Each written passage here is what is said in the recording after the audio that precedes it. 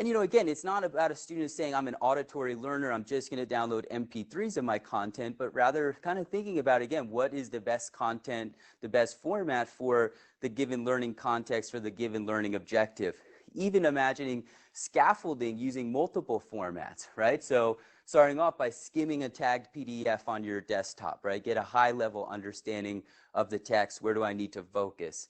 Then going to the EPUB, where now you're diving in, you're annotating, you're highlighting, engaging those deep reading comprehension strategies, and then you finish off the sequence by listening to the MP3, right? You're activating different sensory processes, different pathways in the brain to kind of complement what you were doing from your reading. So as opposed to reading and rereading the same PDF the same way 3 times, here you've really activated different processes, different forms of engagement, hopefully lead to some better learning outcomes.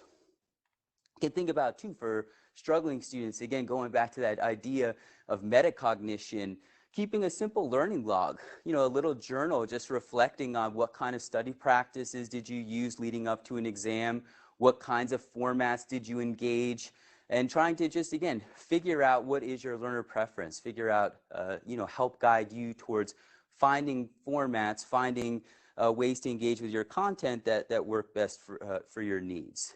On the tour, I had a chance to talk to some students who used the format, so that was really cool. I talked to first Juliana. She's at Atlantic Cape Community College in New Jersey, and she has low vision, so she's not totally blind, but she relies on a lot of screen magnification. So for her, like Word document, PDF, it's just not very good for zooming in and being able to read. She downloads the HTML format for most of her content so that she can zoom in on it really closely. And you can imagine even somebody, right, their glasses break while they're studying. All of a sudden, they're having trouble seeing the content, those temporary disabilities.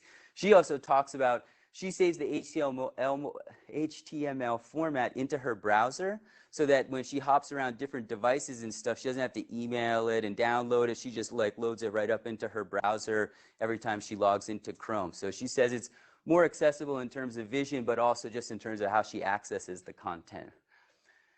I had a chance to meet with the gentleman in the center. His name is Andrew. He's at UC Berkeley. So he's a doctoral student at UC Berkeley. He did a master's at Harvard. He's like this prolific student, and he was a failing middle school student. And it wasn't until he was diagnosed with some processing challenges and some learning disabilities that he discovered that the best way for him to read is by reading and listening at the same time, so bimodal presentation.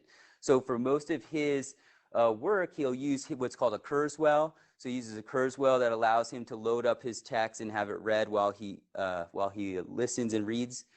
But he also can, like, through Ally, he can pull down the HTML format and the MP3 and have that similar type of an experience. And, you know, he just talks about, you know, the folks at Berkeley and other places that he's worked with, they've always been great about getting the content to him in a way that's going to work. But there are times where his instructors in graduate school want to provide supplementary readings. They've changed something. The office is just overwhelmed creating thousands of documents for other students. For him to OCR a PDF in Ally or get the HTML, just a more independent learning experience. He talks about that feeling of independence. I think it's so important for students.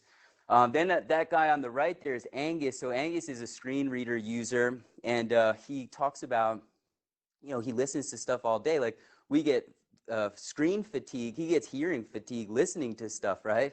And so for him, he gets the electronic Braille format. He says it's just very relaxing. It's so funny. It's like very zen to go into the Braille, and he's just, you know, feeling the Braille. And they also talk about him and another student were saying it really helps them with their spelling, because if you're listening to stuff all the time, how do you learn how to spell? So with the Braille, he kind of gets a sense of the words and the structure, the sentence structure. So again, somebody, you know, limited sensory abilities in certain areas, but still can benefit from having multiple formats, right? For having options. He's not restricted to how he engages with his content.